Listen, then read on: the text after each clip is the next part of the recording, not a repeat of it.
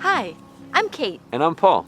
We've gone over some of the essentials of safe paddling, like always wearing your life jacket, dressing for the conditions, and the all-important safety checklist, which includes bringing a signaling device, like a whistle, a flashlight, and a dry bag with extra layers, a first aid kit, snacks, sunscreen, and water. Now it's time to plan a day on the water.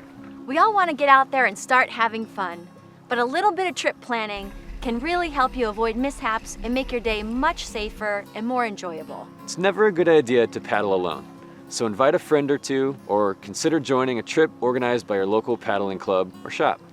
Next, think about how far you want to go. If you paddle the whole time and don't take a lot of breaks, most beginner kayakers can cover about 5 miles in half a day. A 1-hour paddle would probably cover just a mile or two. Of course, that's assuming favorable conditions and protected water, like a lake or harbor. That math doesn't add up when wind or current come into play. In that case, your distance estimates will have to be much shorter.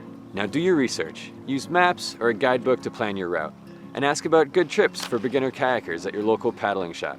Paddling clubs are another great resource. After you've planned your route, share it with a trusted friend. Give them the 4 W's: who, where, when, and what to do if you don't return or check in as planned. A good rule of thumb is to tackle the tough stuff first. If you're paddling an out and back trip on a river, do the upstream leg first. That way you can paddle the more difficult direction when you're fresh and full of energy. If you're in a coastal area, be sure to check the marine forecast. It can be quite different than the inland weather report. And remember that tidal currents vary in speed and direction throughout the day. It's possible to plan your trip so that you're being pushed by the tide in both directions. But if you plan wrong, you could be paddling against the current all day. Don't forget about the wind. Conditions are often calmest in the morning, but as the land heats up from the sun, the wind usually increases. What starts as a windless day can often change by noon.